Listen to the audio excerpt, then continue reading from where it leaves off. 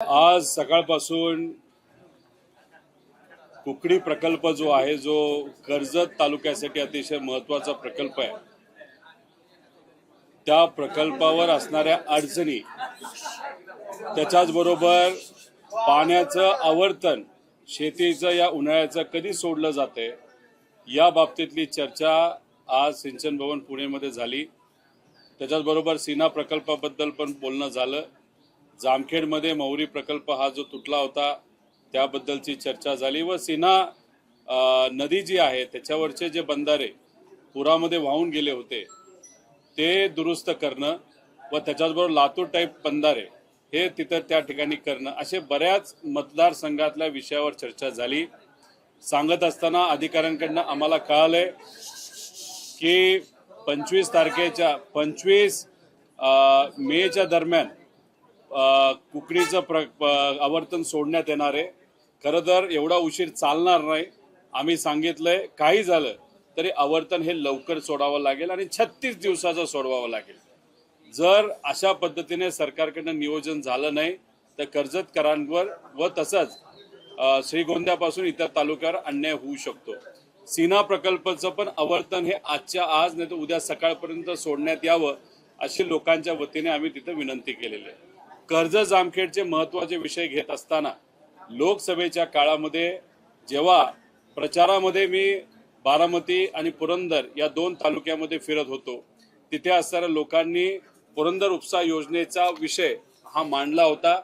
तिथे अजितदादांकडनं काही प्रकल्प पुरंदर उपसा योजनेचे जे मंजूर झाले होते ते प्रगतीपथावर घेण्यात यावे आणि पुढच्या 3 महिन्यामध्ये इलेक्ट्रिकलचं काम हे झालं तर पुरंदर तालुक्यामध्ये आणि बारामतीतले काही गावं जे पुरंदर उपसा योजनेवर येतात त्यांना पूर्णपणे चांगल्या दाबाने पाणी हे मिळू शकतं।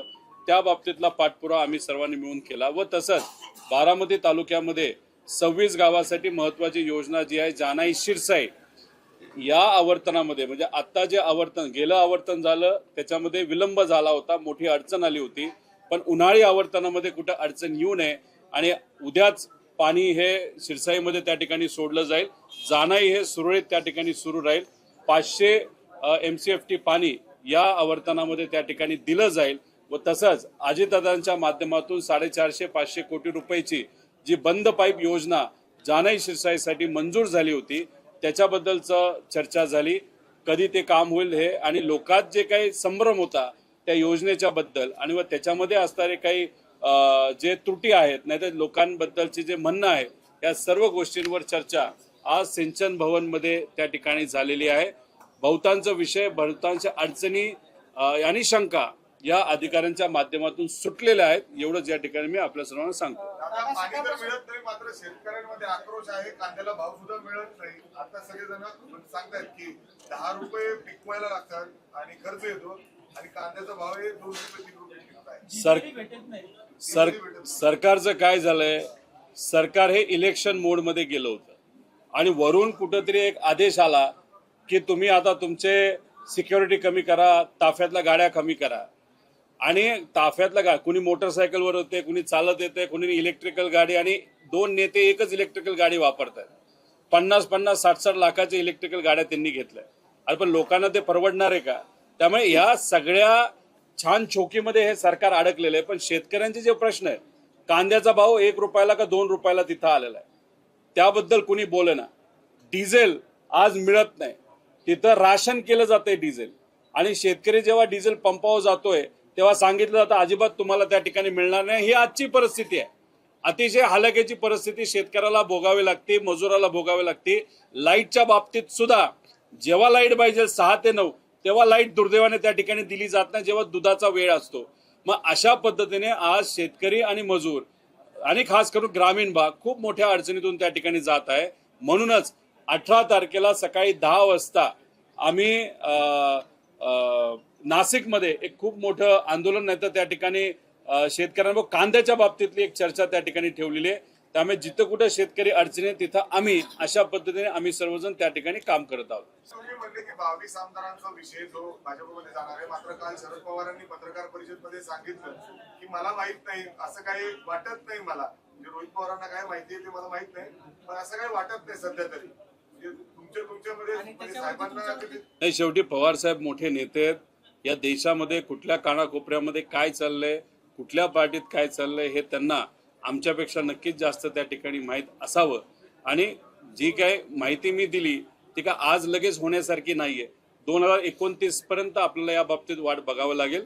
पण पवार साहेब जर एखादी गोष्ट त्या ठिकाणी बोलत असतील, तुमच्या स्टेटमेंटवर अजून देखील थांबा म्हणजे असं होणार आहे. 29 पर्यंत हे होऊ शकतं असं मला तरी त्या ठिकाणी वाटतं.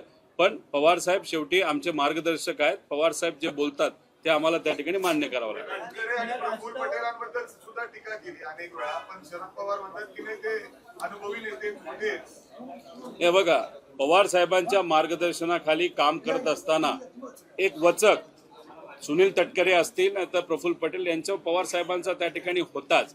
काय शेवटी अनुभवच पवार साहेबांचा इतका त्या ठिकाणी होता. नंतरच्या काळामध्ये जेव्हा पवार साहेबांना या दोन नेत्यांनी त्या ठिकाणी सोडलं तेव्हा सगळेच लोक नाराज झाले होते. आम्ही त्या ठिकाणी नाराज झालो होतो.